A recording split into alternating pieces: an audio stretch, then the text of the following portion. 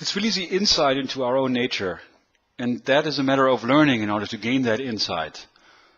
I've come to find that for us human beings, that is really what directs the processes, what we learn. It's really through the experiences we go through, how we process them, on a very personal level, on an intellect, how our intellect processes what happens to us, our mentality, how it evolves as a result of our own experiences. And through this, our own personality develops, our own mentality, our own views, our own perceptions, our own evaluations, which we all make those. We all evaluate what it is we see. This is what we learn. Of course, it would be very, very different if you would grow up in a different environment, in a different world, with different values, and what we know and what we learn. The focus of our society, which requires us to be a certain way, so the system we all exist in can function. But in this system, we very much grow up like machines, which does go against our nature. And so I really believe that the new world is a matter of reconnecting ourselves with that nature which brought us into the world. Reconnecting ourselves with the knowledge that we already had when we came into this world, or even before we came into this world. That's our innate knowledge, our authentic knowledge, our higher knowledge, or our higher nature. This is who we really are. And that is the eternal quest to gain this knowledge, to gain this insight, this knowledge of self. I really think it is the intellectual, the analytical mind, which is really keeping us from understanding who we really are, to understand one another. Because all we do is evaluate, we compare, we measure. It's all about controlling things, like controlling our environment in order to get more and to have more.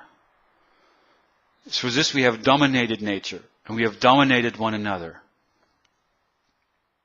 And so a new knowledge is needed, a new awareness is needed, a new consciousness. Beyond the old consciousness, beyond the struggle, beyond the need to just survive, to get ahead, to have more, to possess, to control. And this is the consciousness that has allowed for all the suffering and all the war and all the injustice all around the world. Ever since the beginning of time. It is this consciousness that has controlled, that has predominated this planet.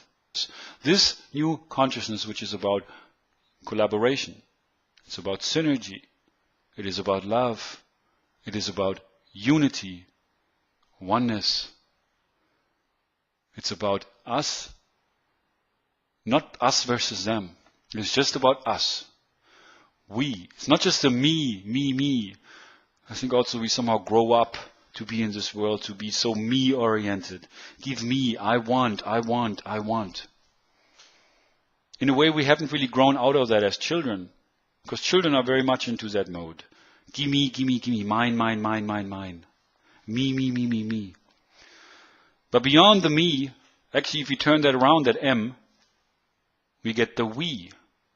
And it is really that me, that self, that is beyond the conditioning, beyond the attachment, beyond the mine, my possessions, my material possessions, but probably more importantly, even my immaterial possessions, my beliefs, my philosophy, my values.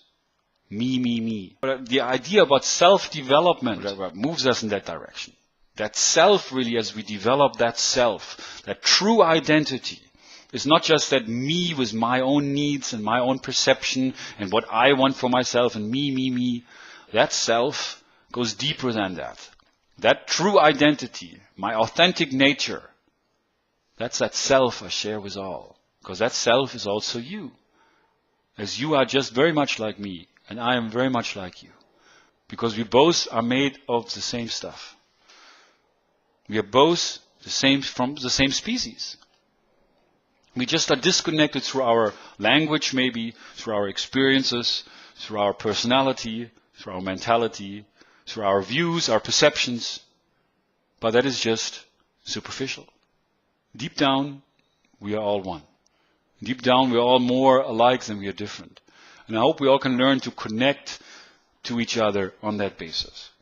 And especially when things are difficult with other people, to understand that this is an opportunity. Exactly that is an opportunity for us to learn, to get to know not just the other person, but what the other person represents, which is just basically a mirror of ourselves. We can get to know ourselves through the other person. Especially if we allow them to be, and instead of being turned off by something that we don't like or might annoy us in another person, to realize that it's just something about us, something within ourselves is being triggered in this situation. And so it's really important to look at that in order to get to know ourselves through the other person. And through that we get to know the other person. Or through getting to know the other person, we get to know ourselves. However you want to look at that.